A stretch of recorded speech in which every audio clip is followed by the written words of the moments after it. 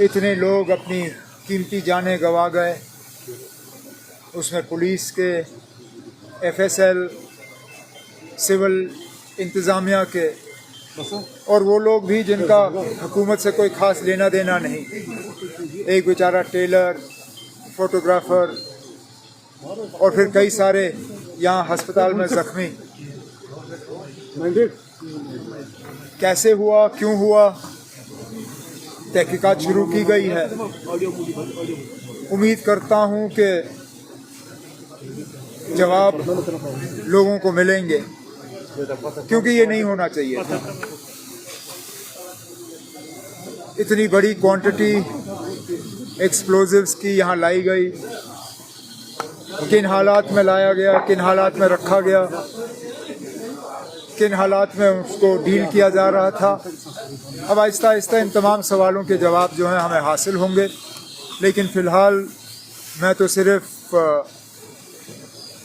उन तमाम घरों के साथ हमदर्दी और ताज़ियत का इजहार करने, जिनके इस दुनिया में रहे नहीं, और फिर जो हमारे ज़ख्मी हुए उनका हाल पूछने के लिए मैं बिलखसूस यहाँ अस्पताल वालों का,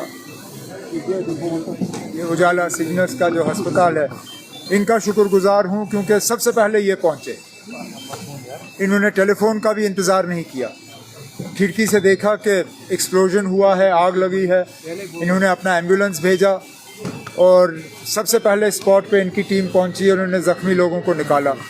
आज भी कई सारे ज़ख्मी इनके अस्पताल में इलाज हासिल कर रहे हैं, 4 लोग इनके आईसीयू में हैं। उम्मीद करते हैं कि ये सारे जो हैं इनकी सेहत ठीक होगी और इनको घर वापस भेजा जाएगा। मतलब चीफ मिनिस्टर्स रिलीफ फंड से जो हमें अनाउंस करना था वो हमने कर लिया है। इसके बाद जो मकानों को नुकसान हुआ है, स्ट्रक्चरल डैमेज, एमएलए साहब ने मुझसे उसके बारे में बात की, उसके लिए भी एक केस तैयार किया जा रहा है। जितना प्रोसीजर के तहत हम दे सकते हैं हम दे देंगे। बाकी क्योंकि ये पुलिस स्टेशन में ब्लास्ट हुआ है, उम्मीद की जाती है कि जो फंड्स होम डिपार्टमेंट के पास हैं और ख़ासकर जो फंड्स हमारे तरफ से एलजी साहब के पास रखे जाते हैं, जो फ़ंड उनको दिया जाता है, उस फंड में से भी इन मकान मालिकों को कुछ पैसा मिलना चाहिए ताकि जो नुकसान हुआ है उसको ठीक किया जा सके। जो north zone chief ministers conference रही, उसमें भी मैंने तमाम जो उसमें हिस्सा ले रहे थे, उसमें यूनियन होम मिनिस्टर साहब थे, होम सेक्रेटरी थे, नॉर्थ जोन के तमाम चीफ मिनिस्टर्स थे, कुछ गवर्नर और एलजी थे।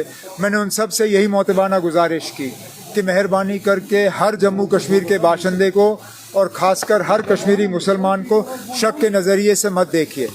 जो इस हादसे के लिए और जो खासकर दिल्ली में ब्लास्ट हुआ है, जो उसके लिए कसूरवार हैं, उनको पकड़ के सख्त से सख्त सज़ा दी जानी चाहिए। लेकिन जो बेगुनाह लोग हैं, जिनका इससे कोई लेना देना नहीं है, जिन्होंने हमेशा जो है तशद्दुद और इस चीज़ के ख़िलाफ़ जो है अपनी आवाज़ बुलंद की, उनको मेहरबानी करके इस दायरे में मत लाइए। ये मैंने बात की है और उम्मीद करता हूँ कि इस बात पे अमल होगा। मिलना ही चाहिए। इससे पहले एसआरओ होता था, एसआरओ का नाम बदल दिया गया है, लेकिन स्कीम वही है।